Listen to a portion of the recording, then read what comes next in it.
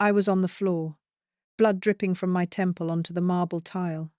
Brittany stood over me, her ring light still glowing, her phone on the counter. She thought the camera was off. She thought no one saw. She thought I was just another broke, helpless old woman she could push around. She had no idea that 47,000 people were watching. She had no idea I owned the house she was standing in. She had no idea about the $22 million in accounts she'd never seen. And she definitely had no idea that I'd been a cardiac surgeon for 33 years. I stayed silent. I let her think she'd won. And that silence became the most powerful weapon I'd ever used. My name is Helen Chen. I'm 67 years old, and this is how I learned that being quiet doesn't always mean being weak. It started 2 years ago, 3 months after my husband Richard died. Heart attack. Ironic, considering I'd spent my career trying to prevent them in others. He went quickly, in his sleep. And for that, I was grateful. No suffering. But the silence in our Palo Alto house afterward was deafening. David, my only son, called me every day that first month. "Mom, you can't stay there alone. It's too big. You'll be lonely. Come stay with us for a while." Brittany would chime in on speakerphone, her voice sweet as honey. "We'd love to have you, Helen. The guest suite is just sitting empty. You could help with the kids." I should have known better. After 33 years of reading people across operating tables, reading their fear, their hope, their bodies betraying them, I thought I could read anyone. But grief makes you stupid. Grief makes you desperate for family, for noise, for anything that fills the emptiness. So I sold my house. Not all of it. I kept the property deed in my name, but I moved in with David and Brittany. They convinced me it made financial sense. "Why pay for maintenance on that big place when you can be with your grandchildren?" David said. And I wanted to believe him. I wanted to believe my son still saw me as his mother and not as a problem to be managed. The first month was fine. Brittany was pleasant. She'd make tea in the mornings, ask about my day, show me her Instagram posts. She was what people call an influencer, though I never understood what exactly she influenced besides people buying overpriced leggings and face creams.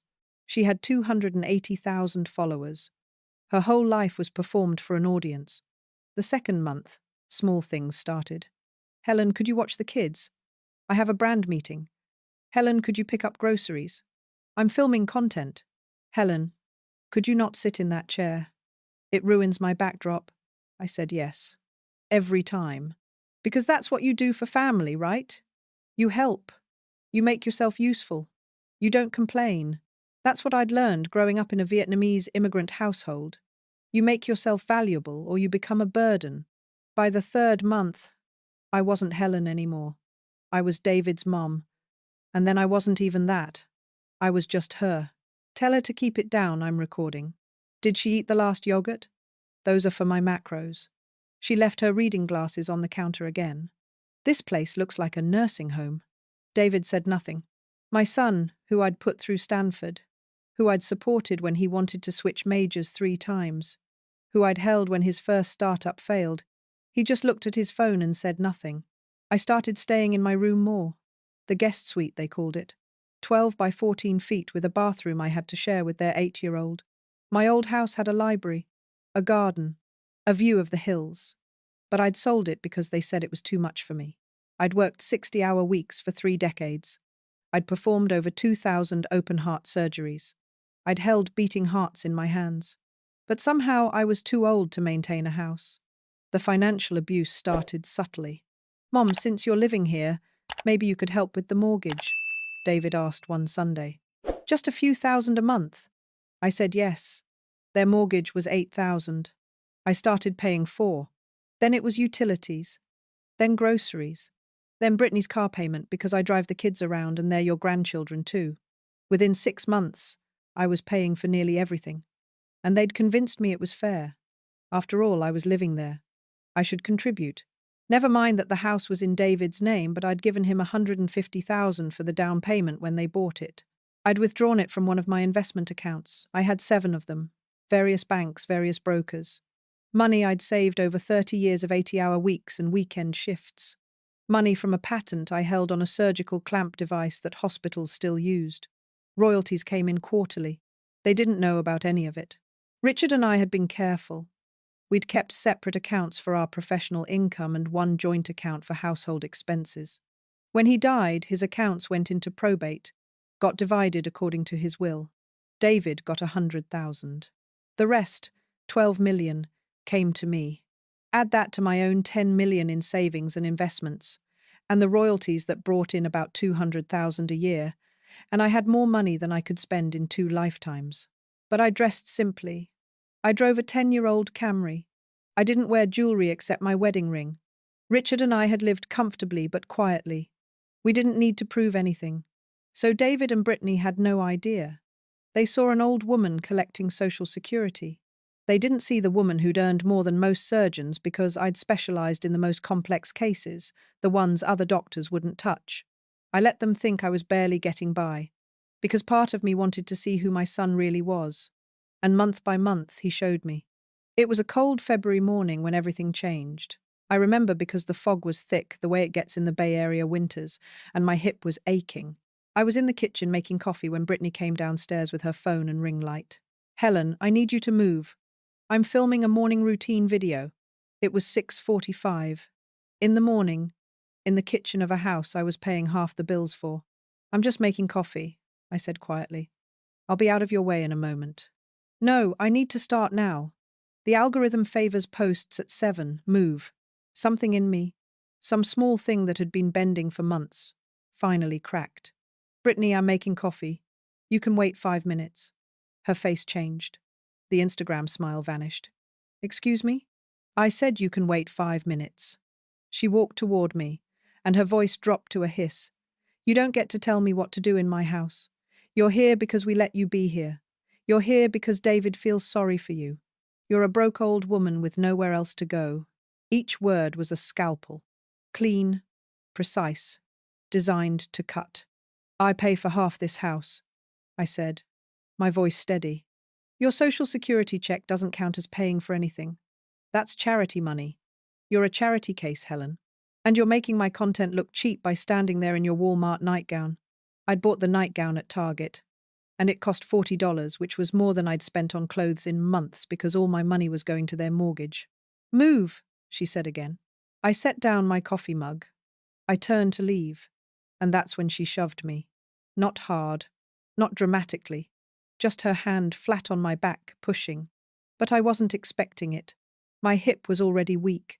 The floor was slick from where I'd spilled a drop of water earlier. I went down. My head hit the edge of the marble counter on the way. And then I was on the floor, looking up at the recessed lighting, feeling warmth spread from my temple.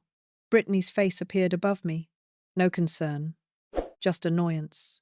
"God, Helen, are you serious right now? I'm trying to work." I heard David's footsteps on the stairs. "What happened?" She fell. She was in my way, and she fell. I touched my temple. My fingers came away red. David knelt down, but he wasn't looking at me. He was looking at Brittany. "Babe, is your phone still recording?" "No." I turned it off before I came downstairs. That's when I saw it. Her phone on the counter. The ring light still glowing. The little red recording dot still visible on the screen. She hadn't turned it off. She thought she had, but she hadn't. And I could see the live viewer count in the corner. 47,000 people. 47,000 people had just watched her push me. Had just heard her call me a broke charity case. Had just seen me bleeding on the kitchen floor while my son asked if the camera was still on. I said nothing. The rational part of my brain, the surgeon part that had learned to stay calm when a patient crashed on the table, kicked in. "Don't react. Don't let them know what you saw. Assess the situation. Plan your next move." "I'm fine," I said quietly. "I just slipped." David helped me up. Brittany was already back at her phone, oblivious, already adjusting her ring light. She had no idea. "Maybe you should be more careful, Mum," David said, and there wasn't warmth in it. There was exhaustion. Like I was a problem he was tired of solving. I went to the bathroom. The cut wasn't deep, but head wounds bleed a lot. I cleaned it, put a butterfly bandage on it, and sat on the edge of the bathtub, hands shaking. This was my son, the boy I'd rocked to sleep, the teenager I'd driven to robotics competitions, the young man I'd celebrated with when he got his first job offer. And he'd just watched his wife push me and asked if the camera caught it. Not, Are you okay, Mom? Not what happened. Is your phone still recording? I looked at myself in the mirror.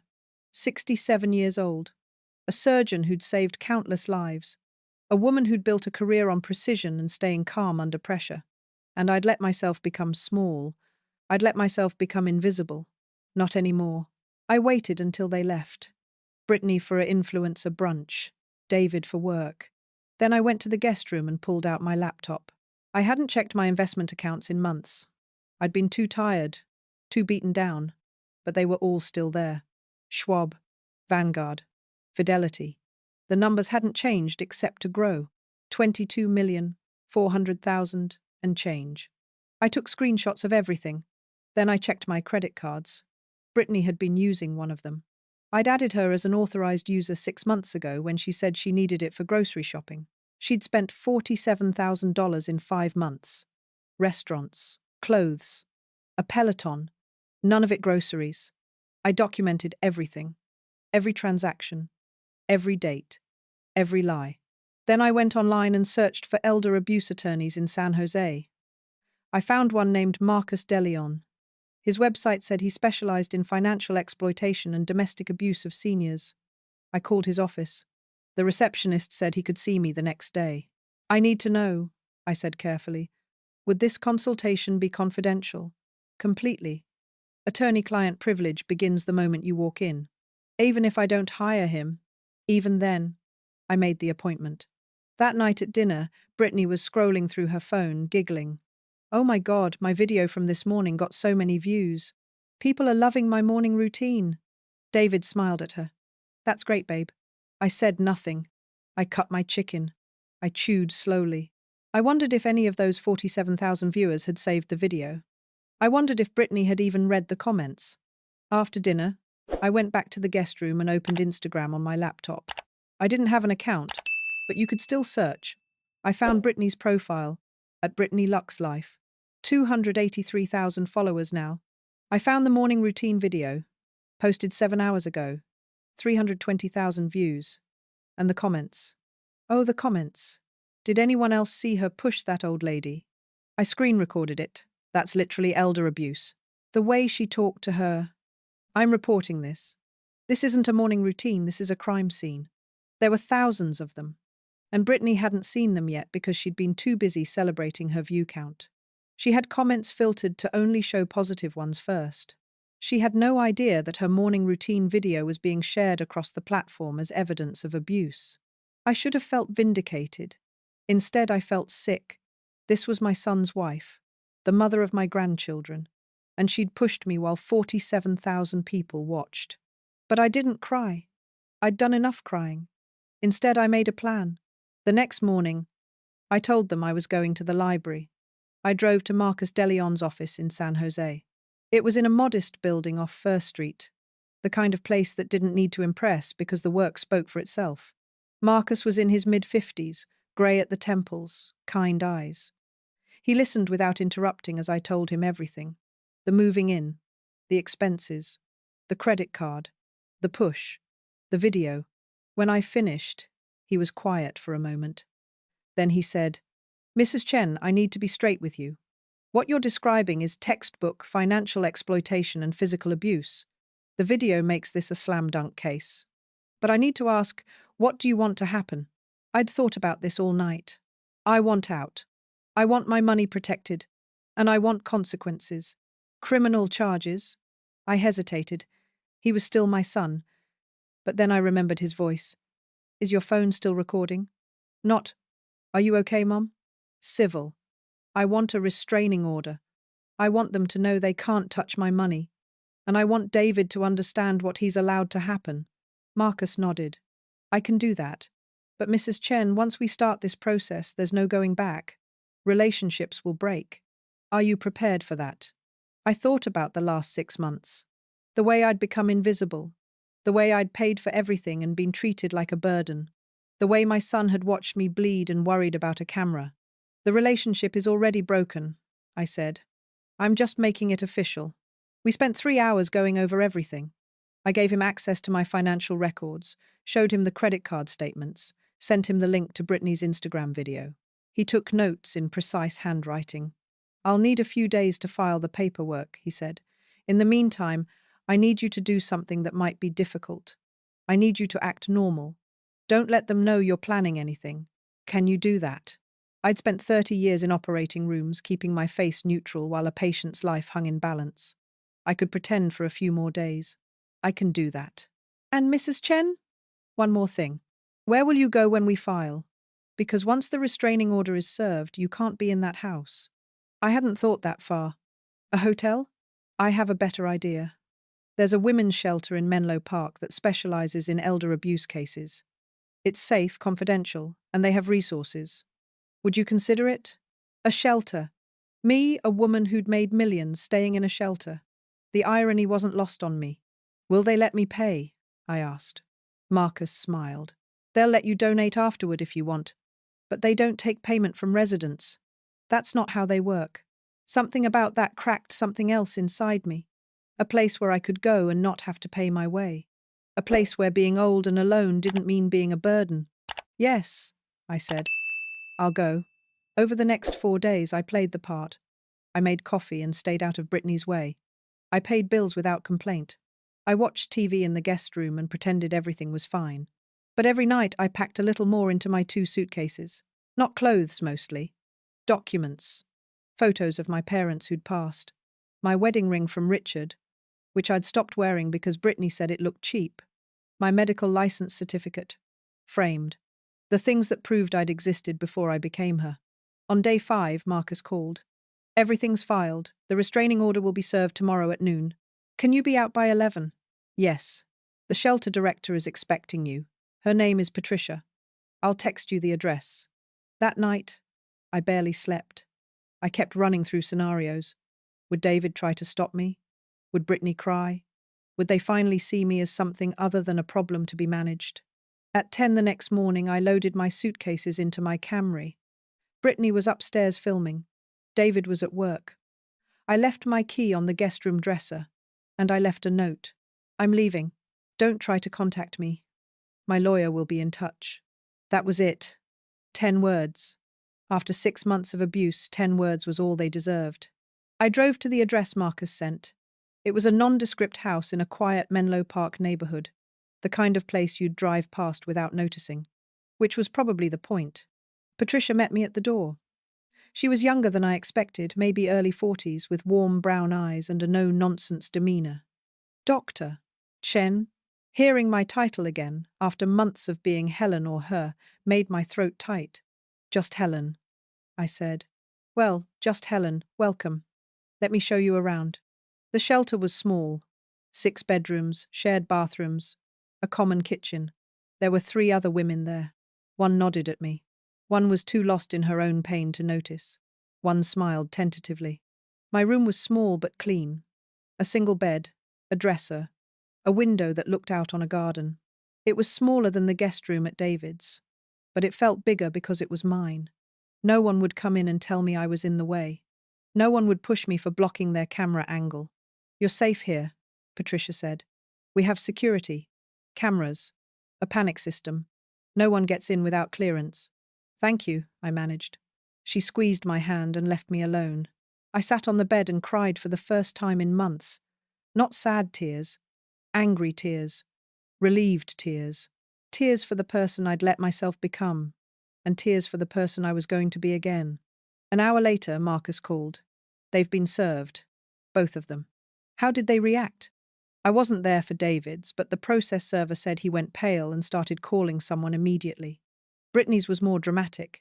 She screamed that you were a liar and she had proof you attacked her. She what? Yeah. She told the process server that you'd attacked her and she'd been defending herself, and it was all on video. She apparently hasn't realized that the video proves the opposite. I almost laughed. What happens now? Now we wait. They have 24 hours to respond. I expect I'll hear from their attorney by tomorrow. And Helen? Brittany's Instagram is blowing up. Not in a good way. People have been tagging news outlets. This might get bigger than we thought. That evening, I borrowed one of the shelter's tablets and checked. Brittany's video had been taken down, but it was too late. It had been downloaded, screen recorded, re-uploaded, and dissected across social media. Someone had even made a frame-by-frame analysis showing the exact moment she pushed me. Her follower count was dropping. Fast. 283,000 to 274,000. 268,000. Companies were posting statements on her tagged posts. We do not condone this behavior and have ended our partnership effective immediately. Her entire influencer career was imploding in real time. I should have felt bad. A year ago I would have. But I just felt tired. The next day, Marcus called again. They want to meet. Who? David. He called my office directly. He wants to talk to you. Tell him no. Helen, I have to advise you that it might be helpful to hear what he has to say. Sometimes these cases settle better when there's direct communication. He had 6 months to communicate with me.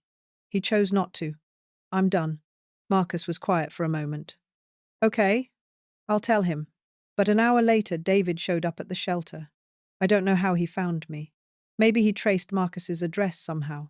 But Patricia came to my room looking worried. There's a man outside. Says he's your son. We can call the police if you want. I looked out the window. David was pacing by his Tesla, running his hands through his hair, the same gesture he'd made as a kid when he was anxious. Give me a minute, I told Patricia. I went outside.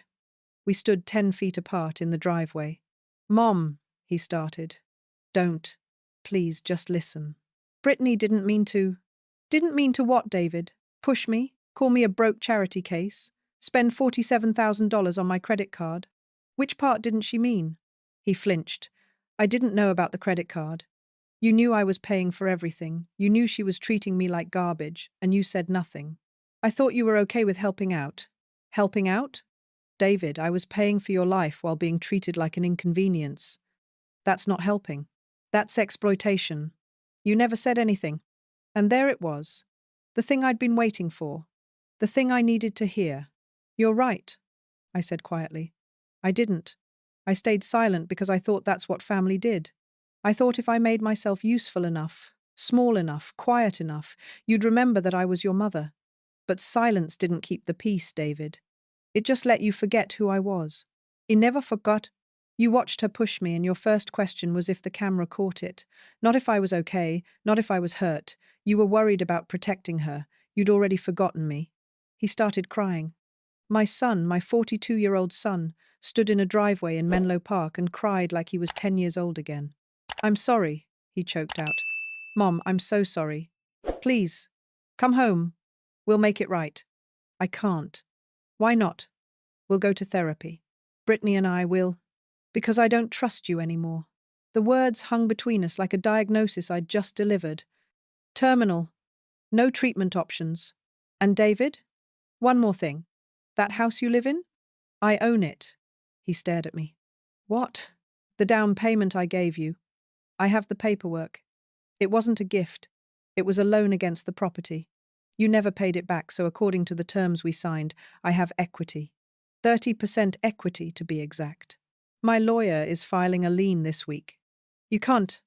I can. And I am. Because that house was built on my money, and I will not let you and Brittany pretend I have nothing.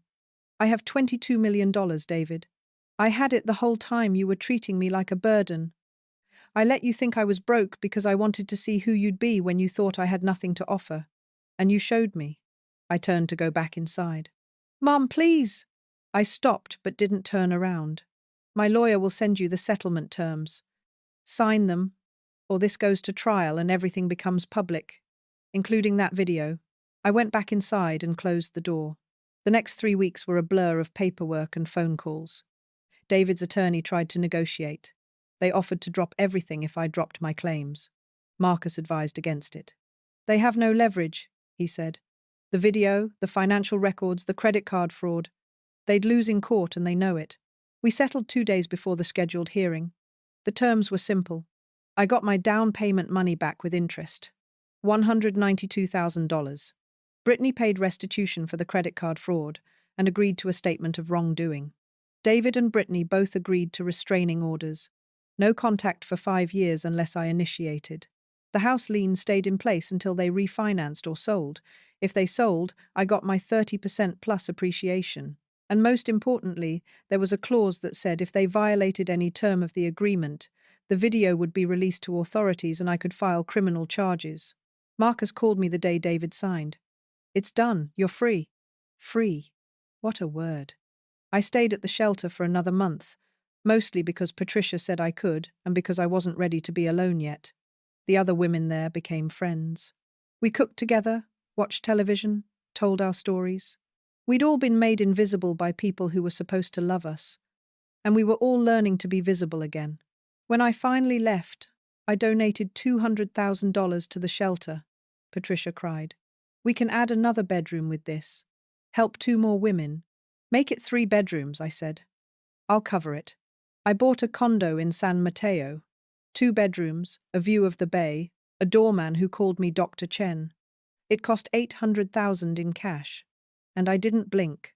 I started volunteering at a free clinic in East Palo Alto, using my medical license again for the first time in 3 years.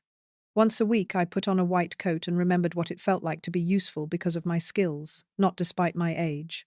David tried to reach out twice. Once through a mutual friend, once with a letter. Both times I didn't respond.